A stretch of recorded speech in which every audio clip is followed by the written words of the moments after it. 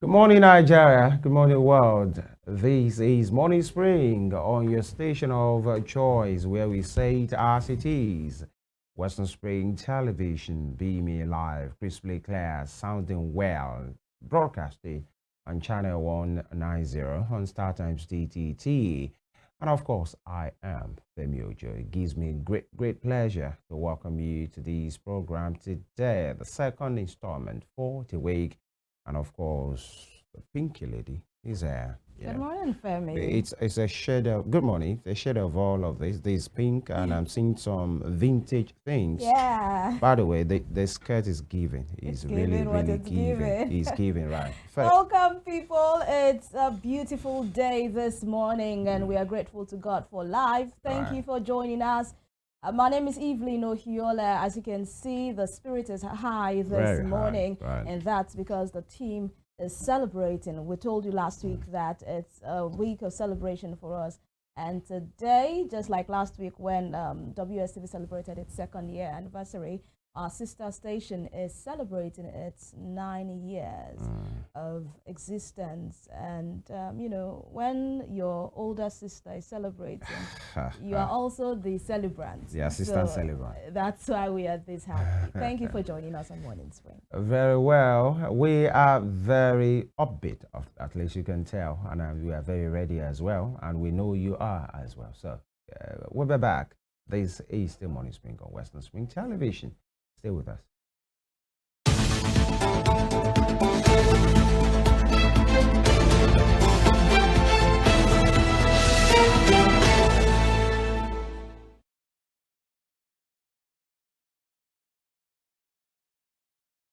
All right, we will be kickstarting the headline segment, as you already know.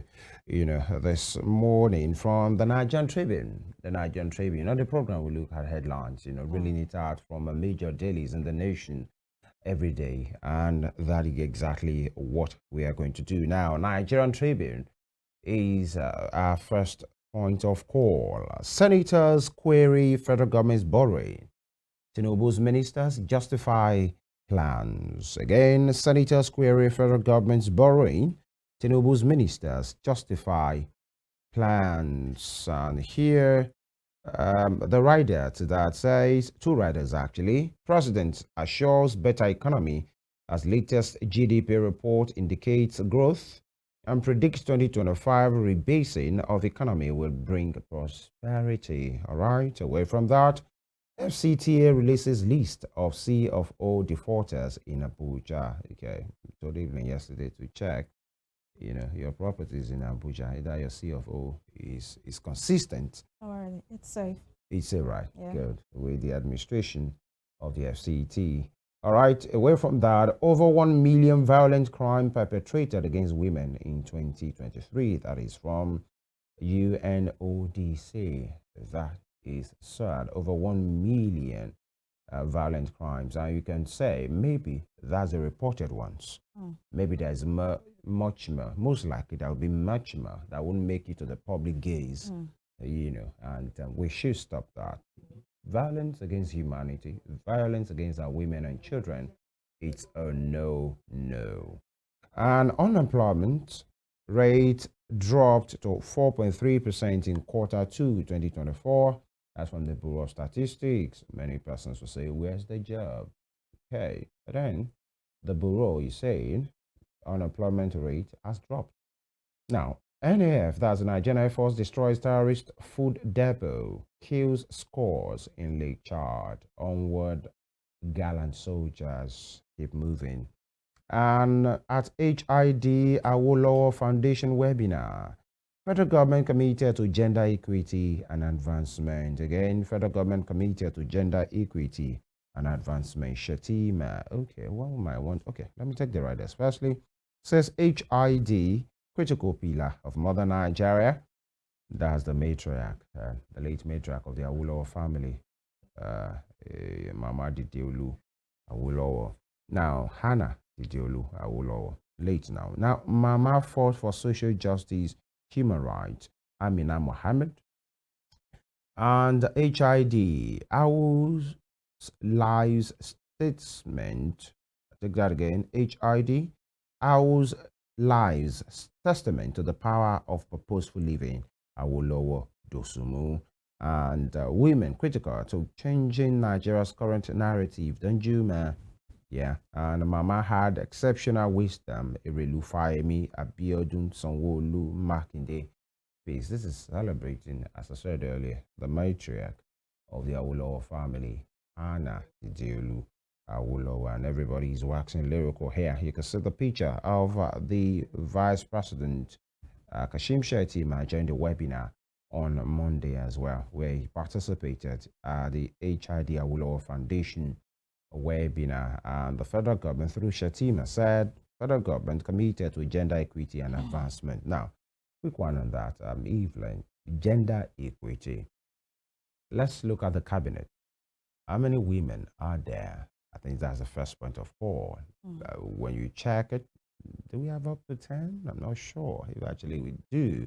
And we are talking about gender equity. Yes, this has always been an argument, especially by the women folks, asking why women are not incorporated in politics and also in governance. We are talking about the central. Let's bring it down home here in Osun State. How many women do we have in the cabinet of His Excellency Ademola Adeleke? We have just two. In the House of State House of Assembly here in Osun State, no, we don't have any woman honorable in the House at this time. The last in the last administration, I think it was one or two thereabout, and this administration, no woman representatives at all in the House of Assembly. It's alarming. People will say, "Oh, you cannot drop." Women should not expect it to drop on their laps. They have to work for it. Maybe. But in a system that is already biased, in a system that is already skewed against the women folks, I think we should try as much as possible to create a system that can also absorb them.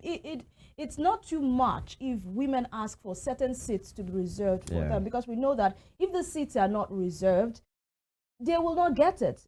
There are people that still believe that that's women 35%, narrative that the women have been saying. At least give us 35%. Give us. But I have to talk about the cabinet, but that has to do with appointment. Yeah. House of Assembly gubernatorial seats are elective, actually. So you might want to say, okay, maybe they are not being elected, or maybe they are not on the ballot enough, or maybe they have not been presented at the primary, just assuming. But the one that has to do with appointment, in which the president, the governor, the local government officers, they have power. That one is not about the people saying, oh, I'm handicapped because it's the people that have not voted for them. This one, you are the one appointing, or the people bringing those names from different states are the ones with the power to do that. I think at least they have power over that particular one. And then we have, how many? I'm not sure we have 10. And when President Tinubu started, we had 8 actually, and many of them have been replaced as well. Bio Ibrahim was dropped, another was brought in. Bianca Ojukwu is now in as well. Suwaiba Ahmed is in as well right now, and maybe a couple of them. Just let us do what is right. By the way, that'll be all from the Nigerian Tribune. From the Nigerian Tribune, we head on to the Punch newspaper this morning. And this morning, on the front page of the Punch newspaper, the big, bold headline there is focusing on security.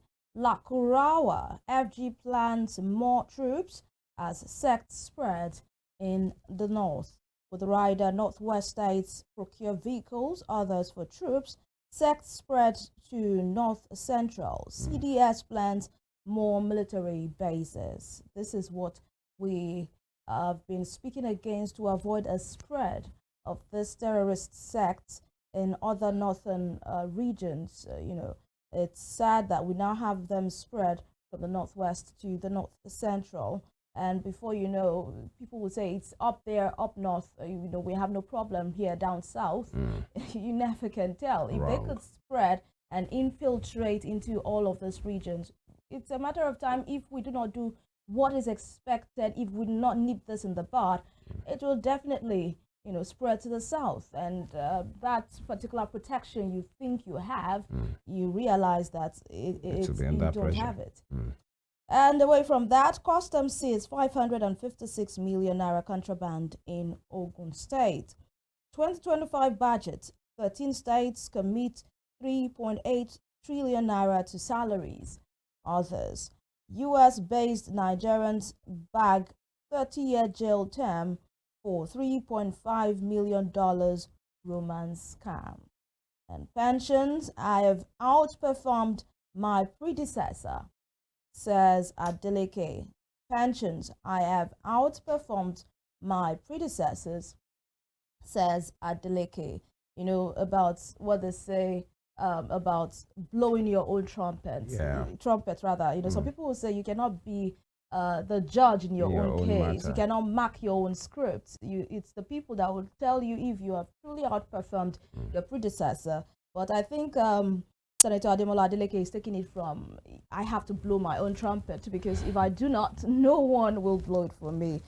This is what he's saying. Its second anniversary, which actually will be tomorrow. It would be clocking 2 years in office as the governor of Osun State. Top corner, states tackle NNPCL over extra 1 trillion naira subsidy payment. All right, thought subsidy was gone, but we keep hearing the reoccurring, involvement of subsidy payments here and there by this particular administration that have not come out publicly to own it, that they have been paying subsidy. Jackpot workers on FG payroll resigning amid probe. This is coming from the HOCSF. And labor protests, NBS drop in unemployment rate report. And lastly, EFCC places Obaseki on watch list, probes contracts. Femi, here we go again. Yeah. But that will be all from the Punch newspaper this morning. From the Punch, we move to the Guardian. The Guardian newspaper: GDP defies inflation shocks as more Nigerians take informal jobs. GDP defies inflation shocks as more Nigerians take informal jobs. And we have the economic overview here, and you can see it on your screen. Labor force and unemployment, 4.3. Unemployment rate is now 4.3%. Total population put at 217 million. And, here, informal employment, 93%. Self-employment, 86%. Self-employed people out of this population is 86%. You have the picture of the president and his coordinating minister of the economy, Minister of Finance, Mr. Wale Edun. There, the GDP, that's gross domestic product. GDP is $363 billion in 2023, and GDP per capita is $1.672.8 in 2023, and the real growth rate, that means the nation is growing economically speaking, as far as the GDP is concerned, at the rate of 3.46%. 3.46% as at quarter 3 of 2024, and quarter 3 lapsed in I think it's September. Yeah. So this is the reality. Balance of trade, 6.9 trillion naira for trade. Surplus export is 19.4 trillion naira, and import 12.47 trillion. You can see the difference. Export 19.4 trillion naira, but import is 12.47 trillion naira. Debt and inflation. Public debt stands at 134.3 trillion naira as at quarter 2 of 2024, 134.3 trillion naira for public debt, and 22.4% of the GDP. That's what it means. And inflation rate stands right now at 33.88%. That's the reality as far as the Guardian is concerned. Below that, NBA slams EFCC boss for accusing lawyers of money laundering. Interesting. As they say, in some quarters, somebody is given to speaking, which is okay, but maybe people would rather prefer, why don't you speak and work, or better still, work And then if it's necessary, you speak. Let the people see. He has accused, religious centers or some of their clergymen of aiding and abetting. In fact, I used one of his words. He said, some of his words, he said, if people know the kind of corruption that goes on in religious places, they will weep. I think it was last week. He talked about a particular weeping thing as well. And if people will know the level of corruption, now he has thrown it to the NBA as well. And the NBA are not having it to say, excuse us. Don't paint us with that brush. The last one was power. In the power sector, right? Yeah. People will weep. I think if you know what's happening in the NBA as well, how corrupt lawyers are, you will weep as well. People are saying, is this about whaling? You have a work to do. But the NBA as an association, slam the FCC, but then, in as much you're Nigerian and you're living here, if you have something to explain, you must explain. But people will rather say, "Allah, look at you, please get to work." Anyway, where's Yaya Bello? That's another question that he has failed to answer. Edwin Clark decries Rivers political crisis, faults lawmakers' defection. And despite challenges, Nigeria's economy grows by 3.46%. People might say, where is the proof? How is that, reflecting on the people? Discos record 54.2 billion naira revenue shortfall in September. I'm not sure that is. We need any economist. We don't need any Paul Alaje, respectfully speaking, to tell us why they recorded that, because that was the month of ICU with the national grid, collapse upon collapse, and people have not having in this community that we are. I'm sure if the distribution company are to declare whatever they have made or lost at the end of this month, they will be recording losses, and we all know why. Everywhere is almost in total darkness. That's the reality of what we have. And here, sit at home. Schools closed over gunmen attacks in Anambra. Sit at home. Non-state actors are the ones calling the shot. And NNPC defense output amid confusion over our production data. And the federal government defense borrowing as NNPCL FRS customs surpass 2024 target. When these agencies of government are declaring that they are surpassing target, custom is surpassing target, and NNPCL is surpassing target, FRS, and they are saying they are making a lot of money surpassing their target, why are we still borrowing? If actually we are making that means if they say they want to make 10 billion, if they want to make 10 billion naira and they have made 12 billion naira, custom is saying we are surpassing target, we are making a lot of money, why are we still borrowing? Well, there is an argument that we would have borrowed more if we had not had. You are making it look like we must just borrow. Like it's a must that this nation must borrow. Some people believe that nations must borrow if they want to embark on capital projects. Except if the nation doesn't want to embark on infrastructure projects, then you have no business borrowing. But then there is an argument that the subsidy, the gains, remember, Wale Edun talked about the fact that we now have about $20 billion saved as a result of subsidy removal. The customs, the different monies coming in, people would say, oh, imagine, okay, we are supposed to borrow 9 trillion naira. We are borrowing 9 trillion naira now. They'll tell you, oh, if not for the gains we have had, we're supposed to be borrowing, say, 21 trillion naira. So it's still a gain, as they say it. All right, that will be all from the Guardian newspaper, and that will be all at this segment as well, because we have quite a journey to embark on this morning, and it's about this fourth estate. The fourth estate of the realm, constitutionally backed by the grand norm to do what we do, holding government, people in power accountable, asking the right questions, and how far have we done this, especially in the entrenchment of good governance, in the deepening of our democracy. We speak to a very critical stakeholder this morning, and of course, talking about Felicia Daniels Communications, owners of Rave 91.7 FM, and your station of award-winning, let me put that there, station of choice, WSTV. How much of that work have we been doing? It will be a fantastic conversation this morning. And let me remind you, you can join us on our various social media platforms, and especially on our YouTube channel at Western Spring TV, also on channel 190, Start Times DTT. We take a break. When we return, take it out from there. Stay with us.